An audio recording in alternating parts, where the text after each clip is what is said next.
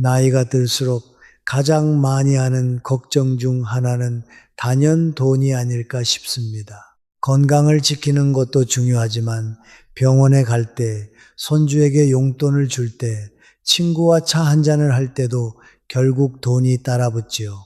젊을 땐 열심히 일하면 된다는 믿음이 있었지만 은퇴를 하고 나면 상황이 달라집니다. 매달 꼬박꼬박 들어오던 월급이 끊기고 연금이나 저축에 의지해야 하니 마음이 불안해집니다.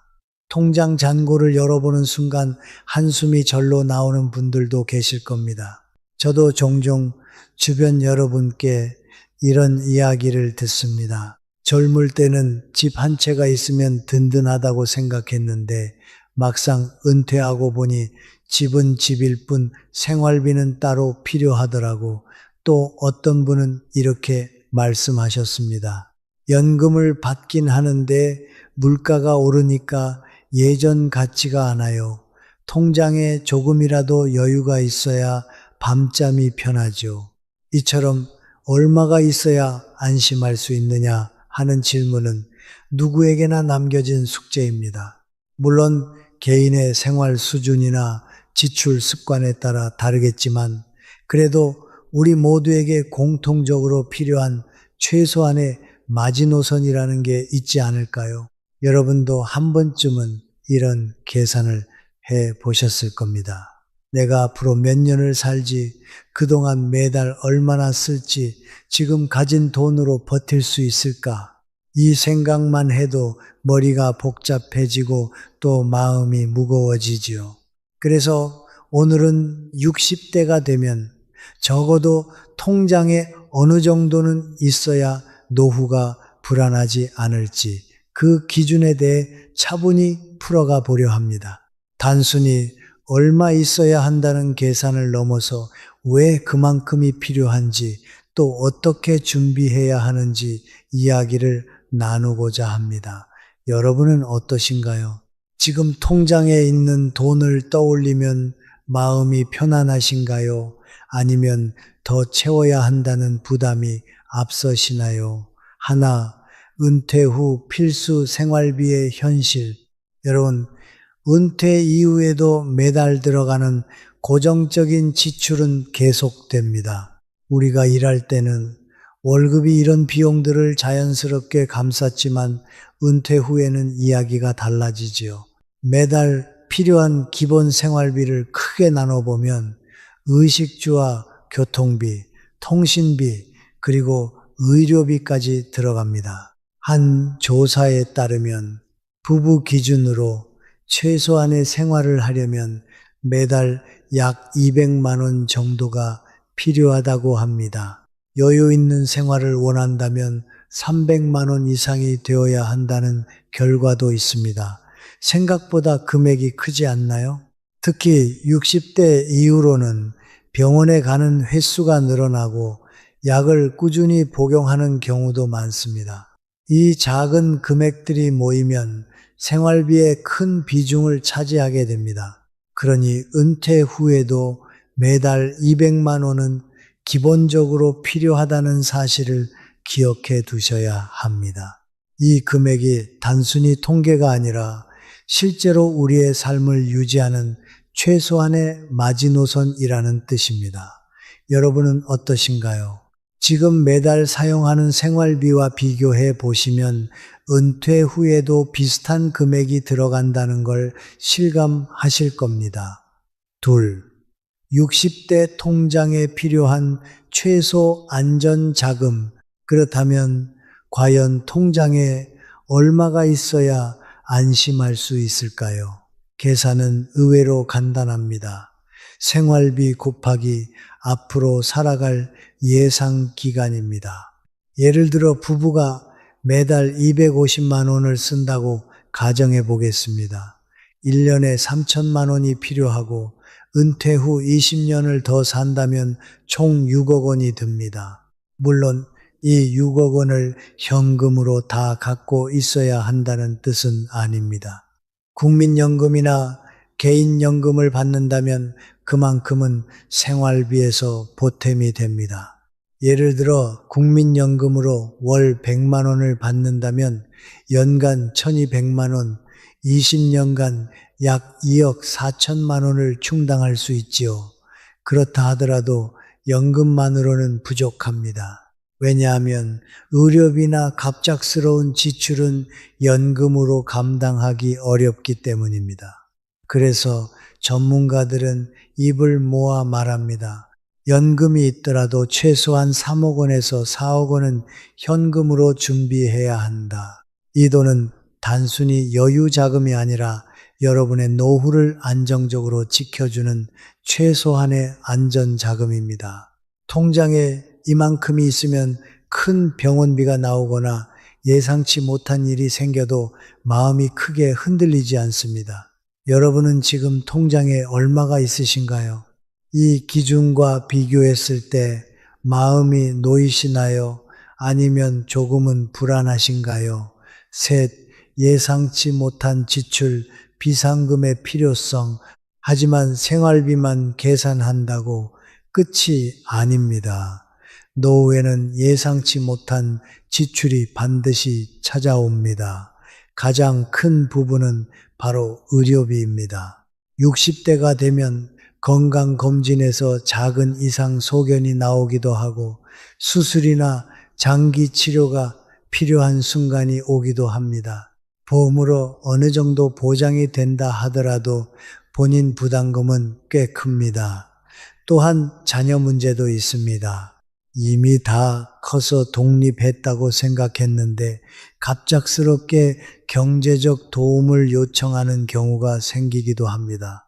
취업난, 이혼, 손주, 양육 등 부모 세대가 다시 지갑을 열어야 하는 일이 생기곤 하지요. 그리고 집 수리나 차량 교체처럼 갑자기 큰 돈이 나가는 상황도 있습니다. 이런 지출은 예고 없이 찾아오기에 생활비만 계산해서는 대비가 어렵습니다.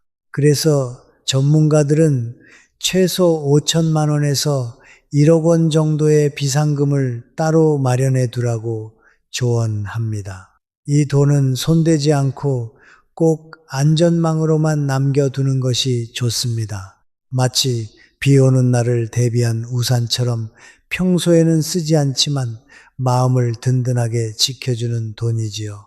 여러분도 혹시 생각해 보신 적 있나요? 갑자기 큰 돈이 필요하다면 나는 어디서 꺼내 쓸 수 있을까?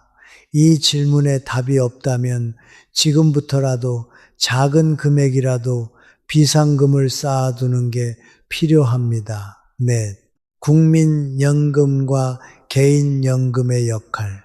여러분, 노후 생활에서 가장 든든한 버팀목은 뭐니 해도 매달 들어오는 고정 수입입니다. 현역 시절에는 월급이 그 역할을 했지만 은퇴 후에는 연금이 바로 그 자리를 대신하지요. 2025년 현재 국민연금, 노령연금의 월 평균 수령액은 약 66만 9천 원입니다. 물론 개인별로 납부 기간이나 금액에 따라 차이가 크지만 평균적으로 이 정도를 받는다는 뜻이지요. 최대 수령자는 월 296만 원 이상을 받기도 하지만 극소수에 불과합니다. 그렇다면 부부는 어떨까요? 통계청 자료에 따르면 65세 이상 부부 수급 가구의 평균 국민연금 수령액은 약 123만 9천 원입니다. 즉 부부가 함께 연금을 받아도 매달 120만 원 남짓이라는 얘기입니다. 여러분도 계산해 보시면 아시겠지만 월 120만 원으로는 기본 생활비도 채우기 어렵습니다. 앞서 말씀드렸듯이 부부 기준 최소 생활비가 200만 원은 필요하기 때문이지요. 그래서 개인연금의 역할이 더 중요해집니다. 하지만 현실은 아직 멀었습니다. 정부 통계에 따르면 국민연금과 개인연금을 동시에 받는 사람은 전체 수급자의 약 2.2%에 불과합니다. 개인연금을 받는 분들의 월 평균 수령액도 약 65만 원 정도라서 생활비 전체를 채우기에는 많이 부족합니다. 정리하면 이렇습니다. 국민연금은 기본 틀을 지켜주는 안전망입니다. 그러나 이걸로 노후가 넉넉해지기는 어렵습니다. 개인연금이 보탬이 되면 조금 나아지지만 그마저도 평균적으로는 큰 힘을 주지 못합니다. 그래서 결국 중요한 건 연금이 있더라도 현금 자산 최소 3억에서 4억 원은 별도로 준비해야 한다는 사실입니다. 매달 들어오는 연금은 생활비의 일부를 채워주고 현금 자산은 예상치 못한 의료비나 큰 지출을 막아주는 든든한 방패가 되지요. 여러분은 어떠신가요? 매달 들어오는 연금이 내 생활비의 몇 퍼센트를 채워주는지, 그리고 나머지를 어떤 자산으로 메울 수 있을지 점검해 보신 적 있으신가요? 이 계산이 선명해질수록 노후의 불안은 줄어들고 마음은 한결 편안해집니다. 집 한 채의 한계와 자산의 유동성.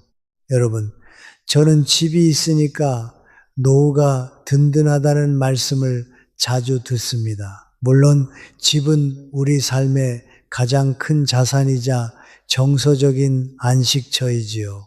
하지만 여기에는 중요한 함정이 있습니다. 집은 자산이지만 현금은 아닙니다. 아무리 10억 원짜리 아파트를 가지고 있어도 통장에 들어오는 돈이 없다면 생활은 불안할 수밖에 없습니다. 집은 매달 생활비를 만들어 주지 않기 때문이지요. 실제로 은퇴 후 흔한 상황 중 하나가 바로 집은 있는데 생활비가 없다입니다. 이럴 때는 주택연금을 활용하거나 집을 전세나 월세로 돌려서 일부 생활비를 마련하기도 합니다. 하지만 이 과정이 생각보다 쉽지 않습니다. 주택연금은 가입 조건이 까다롭고 집을 처분하는 건 정든 자리를 떠나는 결단이 필요하기 때문입니다. 또 하나 중요한 점은 유동성입니다. 집은 필요할 때 바로 현금화하기 어렵습니다. 갑자기 큰 병원비가 필요하거나 자녀가 급히 도움을 요청할 때 집을 팔아서 당장 그 돈을 만들 수는 없습니다. 설령 팔 수 있다 해도 시간과 절차가 걸리고 그동안은 불안에 시달릴 수밖에 없지요. 그래서 노후 자산은 가치보다 쓸 수 있는 돈이 중요합니다. 집은 지켜야 할 자산이지 생활비를 대신할 자산은 아니라는 뜻입니다. 따라서 집이 있더라도 반드시 생활비와 비상금으로 쓸 수 있는 현금을 별도로 확보해 두어야 합니다. 여러분은 어떻게 생각하시나요? 집이 있으니까 괜찮다는 안심 속에 머무르고 계신가요? 아니면 집과는 별개로 쓸 수 있는 돈을 준비하고 계신가요? 6. 물가 상승이 가져오는 노후의 불안. 여러분 20년 전만 돌아봐도 알 수 있습니다. 그때 5천 원이면 가족이 분식집에서 김밥과 라면을 넉넉하게 시켜 먹을 수 있었습니다. 하지만 지금은 김밥 한 줄 가격도 4천 원, 5천 원을 넘지요. 이것이 바로 인플레이션, 물가 상승의 무서움입니다. 그리고 노후 생활에서 물가 상승은 더 큰 위협으로 다가옵니다. 왜냐하면 은퇴 후에는 소득이 늘어나지 않기 때문입니다. 현역 시절에는 월급이 오르고 직장 보너스나 승진으로 수입이 늘어나면서 물가 상승을 따라갈 수 있었습니다. 하지만 은퇴 후에는 연금과 저축에만 의지해야 하지요. 그러다 보니 물가가 조금만 올라가도 체감되는 생활 부담은 훨씬 더 크게 다가옵니다. 예를 들어 지금은 매달 250만 원으로 생활이 가능하다 하더라도 10년 뒤에는 300만 원이 필요할 수 있습니다. 20년 뒤에는 350만 원 이상이 될 수도 있습니다. 지금 통장에 든 돈이 그대로라면 시간이 지날수록 빠르게 바닥이 드러나게 됩니다. 이 때문에 노후 자산을 준비할 때는 현재 금액만 계산해서는 안 됩니다. 물가 상승률을 고려해서 지금 돈의 가치가 앞으로 얼마나 줄어들지를 감안해야 하지요. 또한 단순히 저축만 하는 것보다는 안정적인 금융상품이나 연금상품 혹은 물가를 반영하는 투자로 일부를 운용하는 것도 필요합니다. 그렇지 않으면 열심히 모은 돈이 10년, 20년 후에는 생각보다 훨씬 빨리 사라질 수 있습니다. 여러분은 지금 준비한 돈이 앞으로도 같은 가치를 지닐 거라고 믿고 계신가요?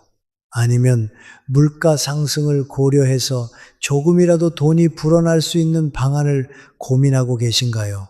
최근 우리나라의 평균 물가 상승률은 연 2% 정도입니다.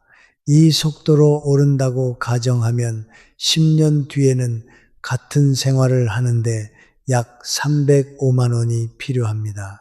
20년 뒤에는 무려 372만 원이 필요하지요. 만약 물가가 조금 더 빨리 연사 %씩 오른다면 상황은 더 심각합니다. 10년 뒤에는 336만 원, 20년 뒤에는 452만 원이 들어가야 합니다.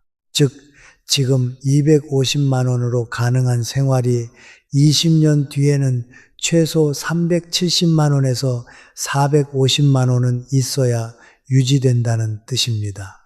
여러분, 이 차이가 체감되시나요? 노후의 안정은 단순히 돈의 크기가 아니라 돈의 시간에 따른 가치를 어떻게 지켜내느냐에 달려 있습니다. 7. 지출을 줄이는 현명한 생활 태도.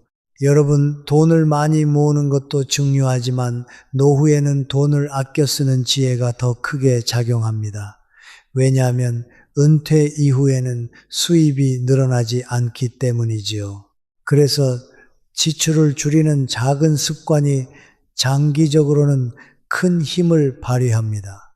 예를 들어 매일 밖에서 사 먹던 커피를 집에서 내려 마신다면 한 달에 10만 원 이상 절약할 수 있습니다. 또 불필요하게 가입해둔 각종 구독 서비스나 통신 요금을 점검하는 것만으로도 한 달에 수십만 원이 절약되기도 합니다. 특히 60대 이후에는 소비의 질을 바꾸는 것이 중요합니다. 물건을 사는 대신 경험을 선택하고 과시적인 소비보다는 소소한 만족을 주는 소비로 방향을 틀어야 합니다. 이렇게만 해도 돈은 천천히 쓰이고 마음은 훨씬 더 여유로워집니다.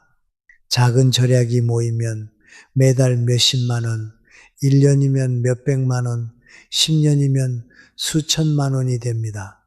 돈을 모으는 것만큼이나 아끼는 것도 결국 나의 자산을 지키는 방법이지요. 여러분은 어떠신가요? 혹시 지금 당장 줄일 수 있는 새는 지출이 떠오르지 않으신가요? 8. 돈보다 중요한 관계 자산. 노후를 지켜주는 건 돈만이 아닙니다. 돈보다 더 든든한 자산이 하나 있습니다. 바로 관계 자산입니다. 혼자가 아니라는 사실은 생각보다 큰 힘이 됩니다. 친구와 함께 걷고 이웃과 함께 밥을 나누고 가족과 웃으며 시간을 보내는 것, 이 모든 것이 정신적인 안정감을 주고 경제적인 부담을 줄여주기도 합니다. 예를 들어 혼자 살면 모든 비용을 혼자 감당해야 하지만 함께 모여 식사하거나 교류하면 지출은 자연스럽게 줄어듭니다. 또한 외로움은 건강에도 큰 영향을 줍니다. 외로움이 길어지면 병원비가 늘고 마음이 약해져 더 많은 지출을 하게 되지요. 따라서 관계를 지키는 건 곧 돈을 아끼는 것과 같은 효과를 줍니다. 좋은 사람들과의 만남이 많을수록 지출은 줄고 행복은 커집니다. 여러분은 지금 곁에 함께 웃을 수 있는 사람이 있으신가요? 혹은 오래 연락하지 못한 친구에게 전화를 걸어보고 싶지 않으신가요? 그 전화 한 통이 돈으로 살 수 없는 든든한 자산이 될 수 있습니다. 9. 안정된 노후를 위한 마지막 점검표. 이제까지 노후에 필요한 돈, 연금, 자산, 지출, 관계에 대해 이야기 나눠왔습니다. 마지막으로 지금 당장 실천할 수 있는 점검표를 드리겠습니다. 첫째, 매달 생활비를 정확히 계산해 보세요. 나는 매달 얼마를 쓰고 있는지, 앞으로 얼마가 필요한지 구체적으로 적어보는 것만으로도 노후 계획이 한층 선명해집니다. 둘째, 연금 수령액을 확인해 보세요. 국민연금은 내 계정에서 언제든 조회할 수 있고 개인연금 역시 예상 수령액을 확인할 수 있습니다. 이 금액이 생활비의 몇 퍼센트를 채워주는지 파악하는 게 중요합니다. 셋째, 현금 자산을 점검하세요. 집은 집이고 연금은 연금입니다. 갑자기 쓸 수 있는 돈, 즉 현금 자산이 3억 원, 4억 원 정도 준비되어 있는지를 반드시 확인해야 합니다.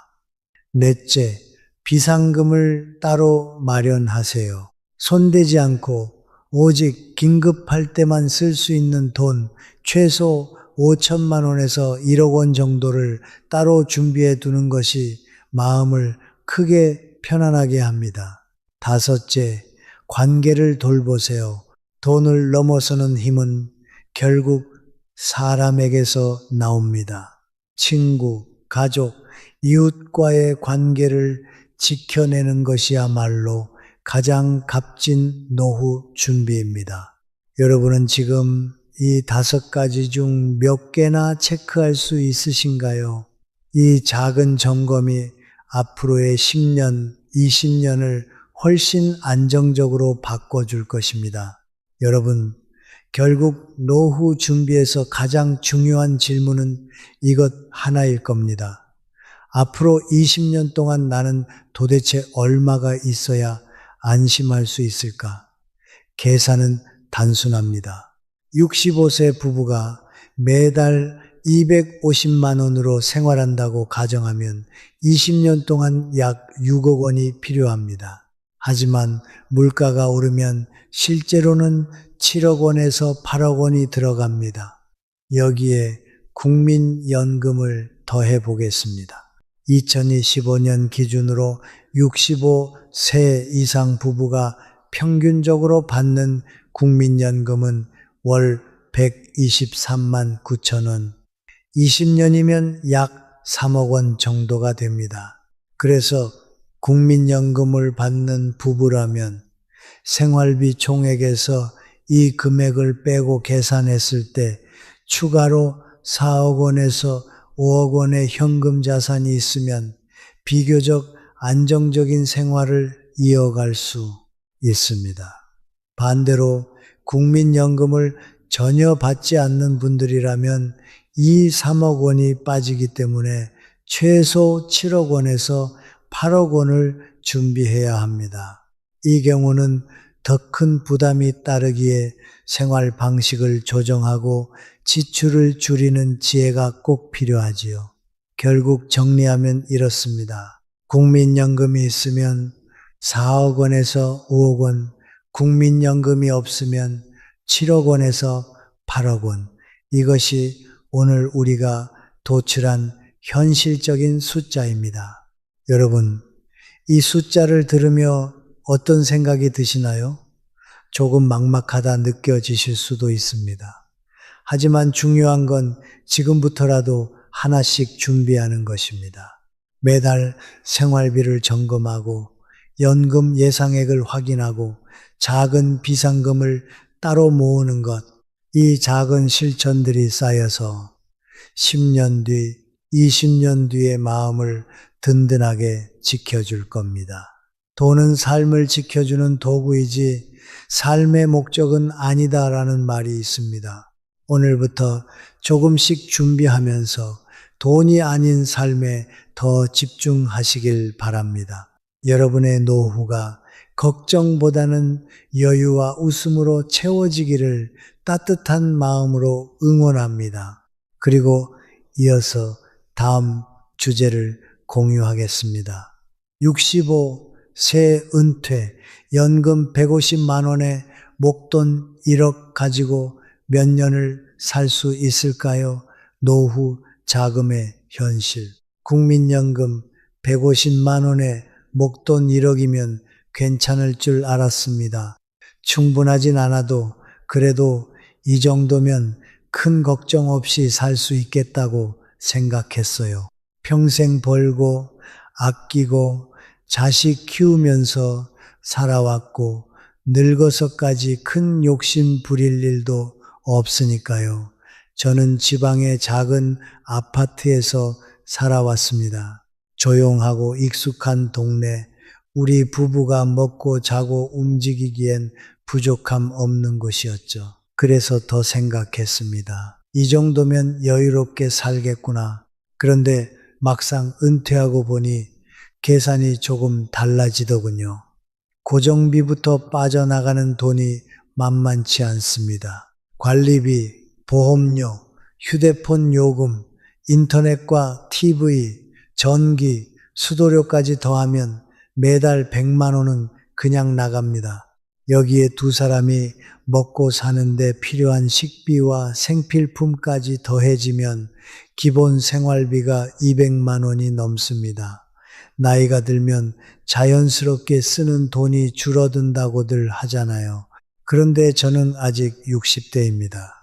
완전히 집에만 머무르는 나이도 아니고 사람들도 만나고 가끔은 나가서 밥도 먹고 움직일 때는 움직이는 그런 시기예요. 그러다 보니 지출이 생각처럼 줄어들지 않습니다. 연금 150만 원이 들어오고 생활비가 200만 원이 넘으니 매달 부족한 돈이 최소 50만 원.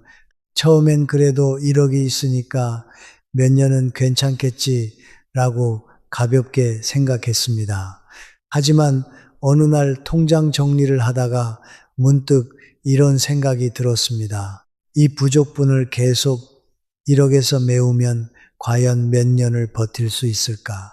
1년에 600만 원이 빠져나가면 5년이면 3천만 원, 10년이면 6천만 원.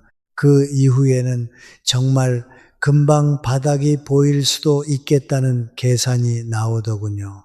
앞으로 살아갈 날이 더 많은데 1억이라는 돈이 생각보다 빠르게 줄어드는 걸 직접 확인하니 마음이 조금 무거워졌습니다. 그래서 스스로에게 솔직히 물어보게 됐습니다. 지금 가진 1억 원 진짜 얼마나 갈까? 이대로 살면 안전할까? 오늘은 그 답을 여러분과 함께 계산해 보려고 합니다. 65세 이후 1억으로 은퇴하면 실제로 몇 년을 살 수 있을까? 이건 단순한 호기심이 아니라 앞으로의 삶을 설계하기 위해 반드시 필요한 현실적인 질문입니다. 영상 끝까지 보시면 1억의 수명뿐 아니라 이 돈을 어떻게 하면 더 오래 지킬 수 있는지도 알려드릴게요. 도움이 되셨다면 구독과 좋아요 그리고 여러분의 의견을 댓글로 남겨주세요. 은퇴하기 전에는 솔직히 내가 얼마나 쓰고 사는지 깊게 따져본 적이 거의 없었습니다. 일할 때는 월급 들어오면 쓰고 또 다음 월급으로 채우고 그런 식이었죠. 그런데 은퇴하고 보니 매달 나가는 돈이 아주 선명하게 보이기 시작하더군요. 들어오는 돈이 딱 정해져 있으니 어디서 얼마가 빠져나가는지 예민하게 느껴집니다. 통계청 자료를 보면 65세 이상일인 가구 생활비가 약 160만 원 정도라고 하는데 부부가 함께 살면 자연스럽게 200만 원은 넘습니다. 예전엔 나는 그 정도까지는 안 쓰겠지라고 생각했지만 막상 계산해 보면 거의 비슷하게 나옵니다. 나이가 들면 쓰는 돈이 줄어든다고들 하지만 솔직히 60대는 아직 한창 움직이고 사람들도 만나고 병원도 가기 시작하고 생활 패턴이 크게 줄어들지 않는 시기입니다. 여기에 예상치 못한 지출이 계속 생깁니다. 손주들이 크니 명절마다 용돈도 챙겨줘야 하고 생일, 입학 같은 날엔 작은 선물이라도 해줘야 하죠. 이런 건 줄일 수도 없고 줄이고 싶지도 않습니다. 가족 간의 정이라는 게 있으니까요. 또 하나 큰 비중을 차지하는 게 90세 넘은 노모를 형제들과 함께 돌보면서 부담하는 비용입니다. 요양원 비용, 병원비, 생활비 일부까지 나눠 내고 있는데 이게 생각보다 꽤 됩니다. 한 달에 10만 원, 20만 원씩 내다 보면 연말엔 몇백만 원이 빠져나간 걸 확인하게 됩니다. 부모님을 위해 드리는 돈이니까 당연한 일이지만 그렇다고 부담이 없는 건 아니죠. 문제는 들어오는 돈보다 나가는 돈이 확실히 많다는 점입니다. 국민연금 150만 원이 들어오지만 생활비가 기본 200만 원을 넘으니 매달 50만 원은 부족합니다. 여기에 손주 용돈, 부모님 요양비, 예기치 않은 병원비까지 더하면 적자가 커질 수밖에 없습니다. 더 답답한 건 고정비가 너무 많다는 겁니다. 관리비, 보험료, 통신비, 인터넷 요금, 각종 구독까지 이게 100만 원 이상 나갑니다. 고정비는 줄이기도 어렵고 줄이면 오히려 다른 데서 더 큰 지출이 생기니 쉽게 손떼기 힘듭니다. 결국 부족한 만큼 1억에서 꺼내 쓰게 됩니다. 처음엔 조금씩 쓰면 되지라고 생각했지만 이 부족분이 계속 반복되면 돈이 얼마나 빠르게 줄어드는지 직접 체감하게 됩니다. 그래서 오늘은 이 부족분이 1년에 얼마인지, 그러면 1억이 실제로 몇 년 버틸 수 있는지 그 현실적인 숫자를 함께 계산해 보려고 합니다. 이제 정말 중요한 계산을 해 보려고 합니다. 사람들은 흔히 이렇게 말합니다. 나이가 들면 자연스럽게 씀씀이가 줄어든다고요. 그런데 실제 통계를 보면 상황이 조금 다릅니다. 2024년과 2025년 기준으로 65세 이후 생활비는 점점 높아집니다.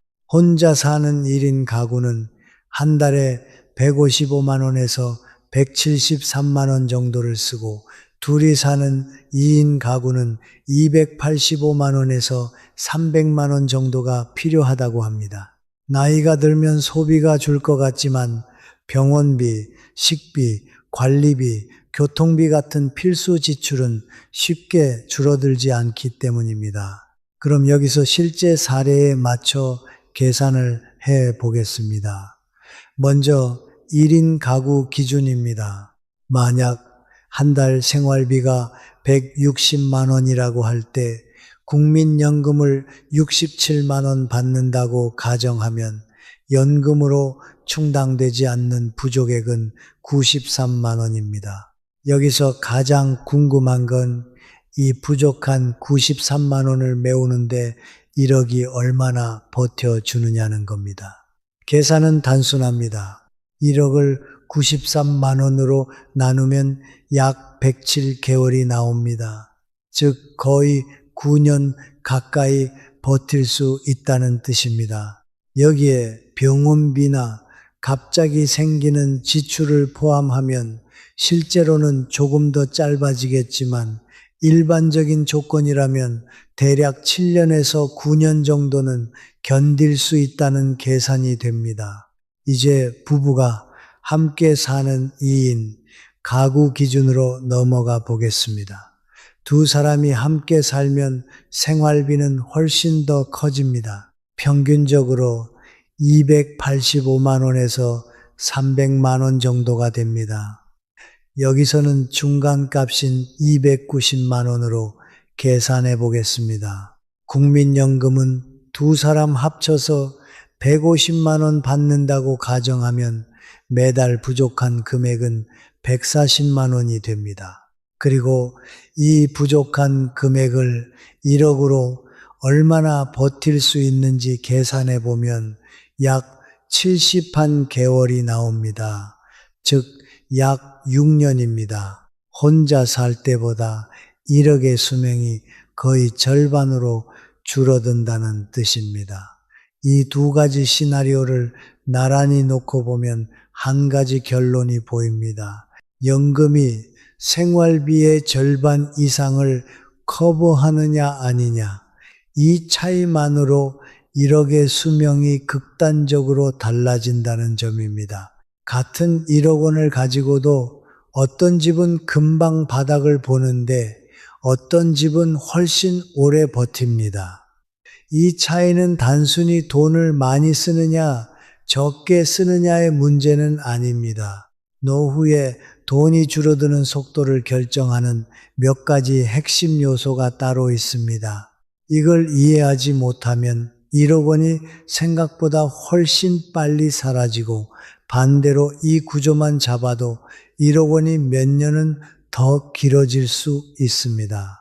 가장 큰 요소는 주거비입니다. 집이 있는 사람과 월세나 전세로 사는 사람의 지출은 완전히 다릅니다. 월세를 내는 경우에는 생활비에 매달 몇십만 원이 더해지기 때문에 1억 원의 수명은 절반처럼 느껴질 만큼 빨리 줄어듭니다. 반대로 자가에 살고 있더라도 관리비가 높은 아파트인지 난방비가 많이 드는 구조인지에 따라 차이가 납니다. 노후에 집을 어떻게 선택하느냐가 곧 자산의 수명을 결정하는 셈입니다. 두 번째는 의료비입니다. 65세 이후 지출 항목 중에서 가장 예측하기 어려운 게 바로 병원비입니다. 큰 병이 아니더라도 정기 검진이나 약값, 치료비가 꾸준히 나갑니다. 작게는 몇만 원, 크게는 몇십만 원씩 빠져나가는데 이런 지출이 반복되면 1억 원이 생각보다 빨리 줄어듭니다. 특히 70대 이후로는 의료비가 급격히 올라가는 경향이 있어 이 부분을 대비하지 않으면 계획이 금방 흔들립니다. 세 번째는 고정비입니다. 관리비, 보험료, 통신비, 구독료 같은 비용들은 줄이기가 쉽지 않습니다. 줄이면 불편해지고 갑자기 끊으면 생활의 질이 떨어진다는 생각이 들기 때문입니다. 하지만 노후 재정에서는 고정비가 가장 위험합니다. 매달 꾸준히 나가는 비용이라 지출의 흐름이 계속 반복되기 때문입니다. 이 고정비가 많으면 많을수록 1억 원의 소모 속도는 빨라집니다. 네 번째는 가족 관련 지출입니다. 손주 용돈, 자녀 지원비, 부모님 요양비 같은 부분은 계획에 넣지 않으면 금방 예산이 무너집니다. 특히 손주들이 크는 시기에는 아무리 아껴도 일정 부분이 나갈 수밖에 없습니다. 이런 지출들은 이번만이라는 마음으로 쓰게 되지만 실제로는 매년 반복되는 고정 지출처럼 작용합니다. 마지막으로 소비 습관이 있습니다. 작게 세는 소비가 가장 무섭습니다. 마트에서 불필요하게 사는 물건들, 자주 하는 소소한 외식, 간편함을 위한 지출 등이 쌓이면 1년에 몇백만 원이 훌쩍 나갑니다. 이런 지출은 눈에 잘 보이지 않기 때문에 관리하지 않으면 1억 원의 수명은 더 빨리 줄어들 수밖에 없습니다. 결국 같은 1억 원이라도 누구는 5년 만에 쓰고 누구는 10년 넘게 버티는 이유가 여기에 있습니다. 다음 내용에서는 이 1억 원을 더 오래 지키는 방법, 실제로 돈의 수명을 늘리는 전략을 자세하게 알려드리겠습니다. 앞에서 말씀드린 것처럼 1억 원은 그냥 두면 빠르게 줄어듭니다. 하지만 생활 방식을 조금만 바꾸고 돈이 새는 길을 막고 필요한 구조만 만들어도 이 1억 원이 5년이 아니라 10년, 어떤 경우에는 12년까지 버티는 경우도 있습니다. 그래서 지금부터는 실제로 많은 분들이 노후에 적용해 효과를 봤던 전략들을 정리해서 알려드리려고 합니다. 첫 번째 전략은 고정비 다이어트입니다. 고정비는 줄이기가 어렵고 한번 결정되면 계속 빠져나가는 돈입니다. 그래서 어떤 비용을 먼저 정리하느냐가 아주 중요합니다. 보험료는 가장 먼저 점검해야 하는 항목입니다. 현재 내고 있는 보험이 정말 필요한지, 갱신형인지, 보장은 충분한지 확인해야 합니다. 오래된 보험 중에는 지금 상황에 맞지 않거나 중복되는 것들이 많습니다. 그리고 정기 구독도 꼭 점검해야 합니다. 통신비, TV, 인터넷 비용이 비싼지 모르고 그냥 사용하는 분들도 있습니다. 이런 지출을 모으면 매달 3만 원, 5만 원씩 나갑니다. 작은 금액처럼 보이지만 1년이면 수십만 원이고 노후에는 큰 차이가 됩니다. 두 번째는 주거비 최적화입니다. 이미 자가에 살고 있더라도 관리비가 얼마나 나오는지, 난방비와 전기세가 다른 집보다 많이 나오는지 체크해 보아야 합니다. 노후에는 단순한 구조, 관리비가 적당한 집이 훨씬 경제적입니다. 난방비가 많이 나오는 집이라면 간단한 단열 보강이나 난방 습관만 고쳐도 지출이 크게 줄어듭니다. 혹시 월세를 살고 있다면 장기적으로는 주거비 절감을 진지하게 고려할 필요가 있습니다. 나라에서 주는 주거급여를 받을 수 있다면 받으세요. 연금이나 재산이 많지 않으면 받을 수 있습니다.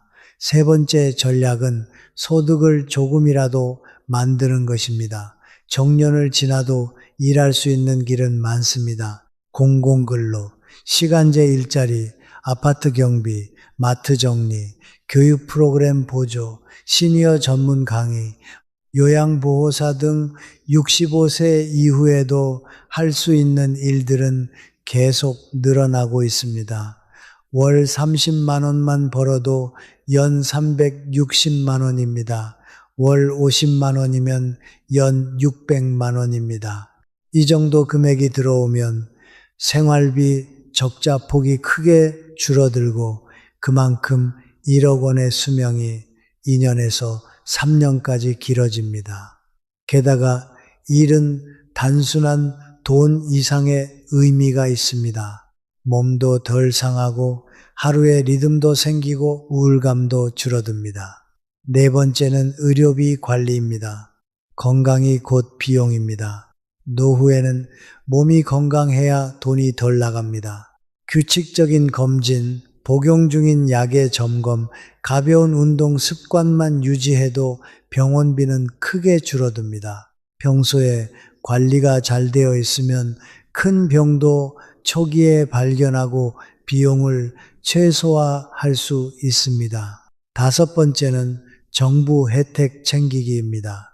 기초연금, 난방비 지원, 주거급여, 지역지원금 등 받을 수 있는 혜택은 생각보다 많습니다.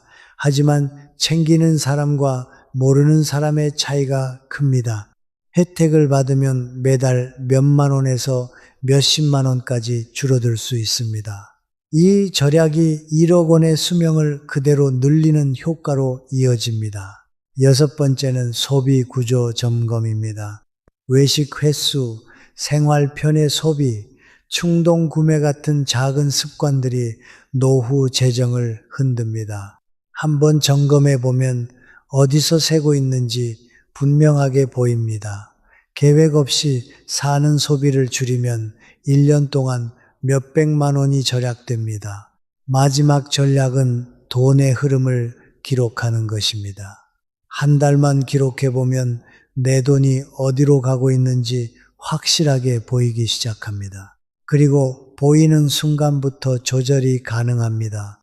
노후 재정은 큰 변화보다 작은 조절들이 모여 큰 결과를 만들어냅니다. 이 전략들을 하나씩 적용하면 1억 원의 수명은 분명히 길어집니다.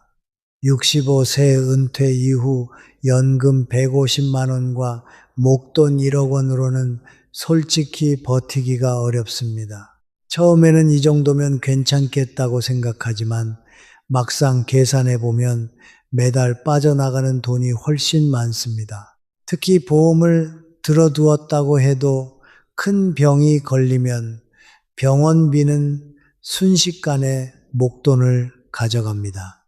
1억 원은 큰 돈처럼 보여도 노후에는 한 번의 의료비나 갑작스러운 사건으로 빠르게 줄어드는 돈입니다.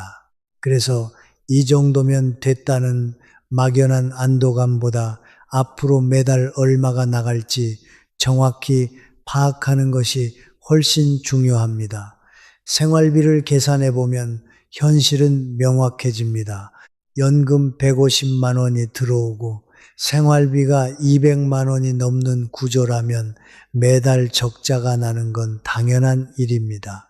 이 적자는 단순한 마이너스가 아니라 노후 자산의 수명을 빠르게 깎아내립니다. 나이가 들수록 갑자기 큰 돈이 나갈 일이 많아지기 때문에 은퇴 전에 반드시 나중에 터질 지출을 대비해야 합니다.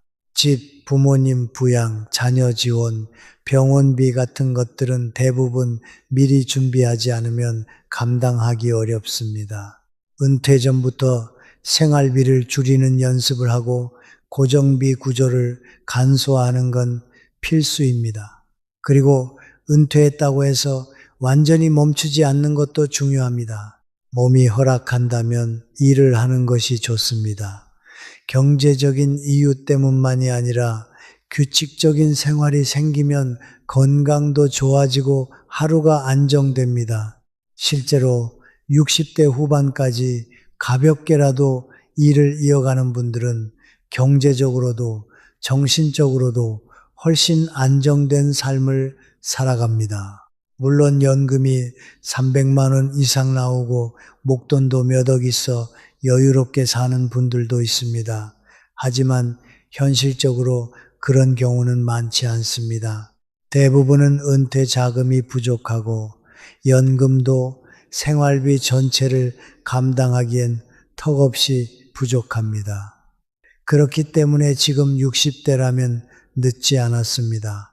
고정비를 줄이고 주거비를 최적화하고 소득을 조금이라도 만들고 건강을 관리하며 정부 혜택을 챙기기 시작하면 앞으로의 10년이 완전히 달라집니다.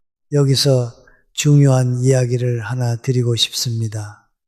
연금이 없거나 집이 없거나 목돈이 없는 분들도 많습니다. 열심히 살아왔지만 모으기에 넉넉하지 않았던 세대이기 때문입니다. 이런 현실을 부끄러워할 필요는 없습니다. 우리 사회도 이제 그것을 인정하고 지원 제도를 매년 넓히고 있습니다. 최근에는 기초생활수급자와 차상위 제도, 특히 주거급여의 문턱이 크게 낮아졌습니다. 처음에는 주거급여부터 신청해 보세요. 월세와 전세는 지원이 나오고 자가라면 집보수 지원도 받을 수 있습니다. 조건이 맞다면 차상위나 기초생활수급자 신청도 가능합니다. 이 제도들은 절박한 사람들을 위한 마지막 안전망이 아니라 여러분의 삶을 지켜주는 권리입니다. 노후 자금 때문에 고민만 하면 건강이 먼저 무너집니다. 몸이 건강하다면 일을 하면 되고, 몸이 어렵고 재산이 없다면 나라의 지원을 받으면 됩니다. 살아온 세월이 증명해 주듯 여러분은 도움을 받을 자격이 있습니다. 마지막으로 한 가지 말씀드리고 싶습니다. 인생은 가진 돈의 크기로 완성되는 게 아닙니다. 우리가 어떤 마음으로 하루를 살아가느냐가 남은 시간을 결정합니다. 그리스 철학자 스토아는 우리가 가진 것이 부족한 것이 아니라 우리가 원하는 것이 너무 많다고 했습니다. 노후란 결국 욕심을 줄이고 본질을 지켜가는 시기입니다. 건강을 지키고 삶을 단순하게 만들고 하루하루를 성실하게 살아간다면 1억 원이든 5천만 원이든 여러분의 삶을 충분히 지켜주는 힘이 될 수 있습니다. 앞으로의 삶은 숫자가 아니라 방향입니다. 여러분의 노후가 불안이 아니라 안정과 평온으로 채워지길 바랍니다.